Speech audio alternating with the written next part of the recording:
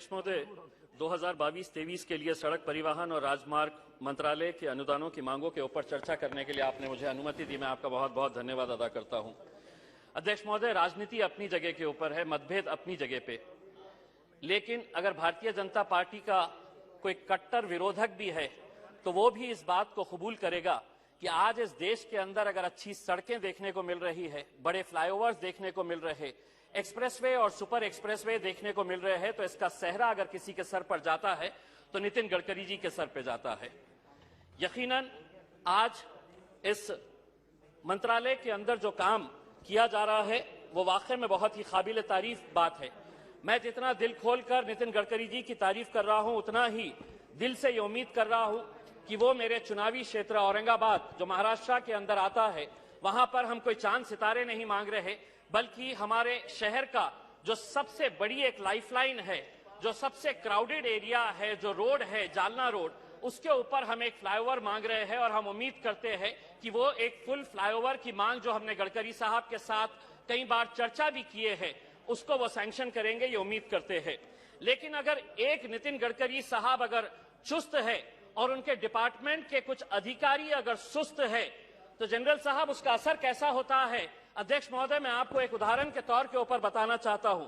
2 नवंबर 2019 को 7:56 के ऊपर नितिन गडकरी साहब एक ट्वीट करते हैं और उस ट्वीट के अंदर उन्होंने ये बताते हैं, the poor condition of highway connecting Aurangabad Sillod Jalgaon has come to my notice.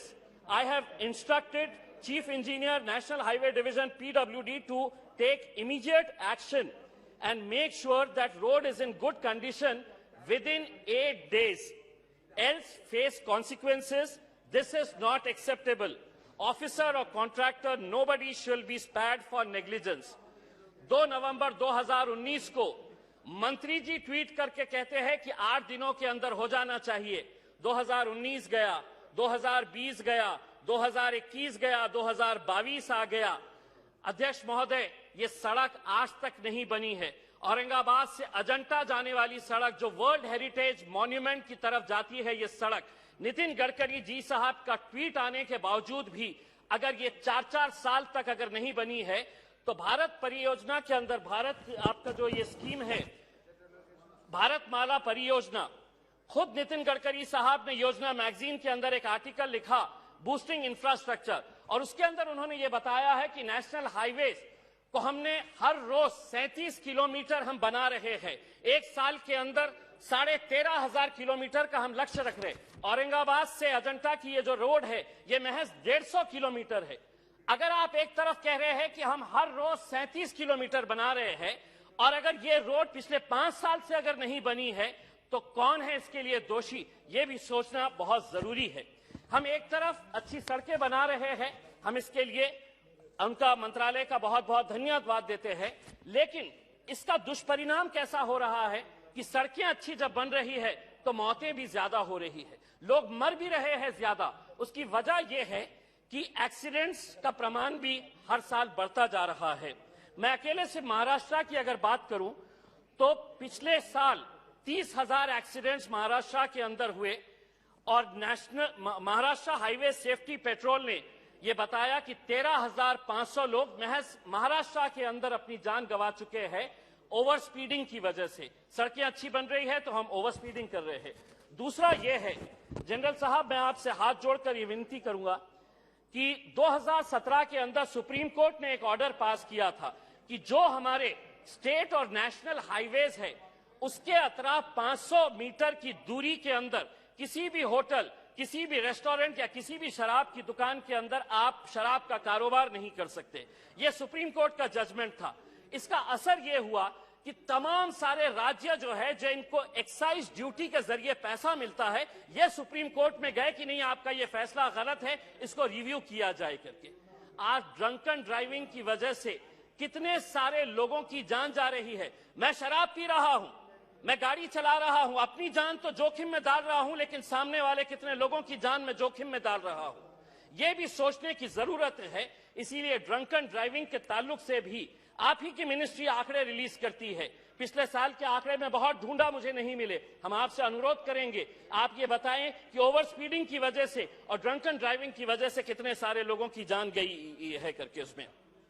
दूसरा ये है, अध्यक्ष महोदय, मैं पार्टी की तरफ से, दूसरा ये है कि प्रधानमंत्री ग्राम सड़क योजना के बारे में अभी अभी हमारे सम्मानीय सदस्य प्रेमचंद्र जी ने कहा है कि हम नेशनल हाईवे, सुपर एक्सप्रेसवेज के ऊपर तो बहुत ध्यान देते हैं, लेकिन प्रधानमंत्री ग्राम सड़क योजना जो गांव के अंदर जाती है, वहां पर आप हिंदुस्तान के किसी भी गांव के अंदर चले जाइए। मैं अपने चुनावी क्षेत्र औरंगाबाद के बारे में बात करता हूं। एक जंग लगा हुआ बोर्ड मिलेगा वहां पर कि यह सड़क प्रधानमंत्री ग्राम सड़क योजना के जरिए बनाई गई है। क्या वजह है कि उसकी इतनी बुरी हालत रहती है? उसकी वजह आप भी अच्छी तरह से जानते हैं। वजह यही है कि ठेकेदार को अधिकारी का डर नहीं, और अधिकारी को इसलिए किसी का डर नहीं कि अधिकारी अपने नेताओं को खुश करके टोल देकर अपना काम चला रहा है। आप एक टीम तैयार करिएगा क्वालिटी कंट्रोल के लिए, आपके पास है ऑलरेडी एग्जिस्टिंग, लेकिन कम से कम केंद्र सरकार की जो स्कीम से, चाहे वो प्रधानमंत्री आवास योजना, प्रधानमंत्री ग्राम सड़क योजना की हो, या सीआरएफ फंड के जो पैसे से रोड बनाई जाती है, उनका क्वालिटी चेक करने के लिए मैं आपसे पूछना चाहूंगा, अगर ये गुनाह है, ये जुर्म है, ये कानून है कि अगर कोई ठेकेदार गलत पैसों का इस्तेमाल कर रहा है, कितने ठेकेदारों को आज देश भर के अंदर आपने सजा सुनाई है, कितने अधिकारियों के ऊपर आपने कार्रवाई की है? आप नहीं कर रहे हैं, इसलिए उनके हौसले और बुलंद होते जा रहे हैं। डालिए ठेकेदारों को जेल के अंदर, डालिए अधिकारियों के ऊपर। आप तो जनरल है, आपके पास का जो डिसिप्लिन आर्मी का था, उस डिसिप्लिन को यहां पर लेकर आइए, कोर्ट मार्शल कराइए उन अधिकारियों का, तब जाकर हमारे गांव की सड़कें भी अच्छी बनेगी। मैं अपने आखिरी में मैं अपने चुनावी क्षेत्र की बात करता हूं। डॉक्टर भगवत करार साहब मेरे औरंगाबाद से ताल्लुक रखते हैं।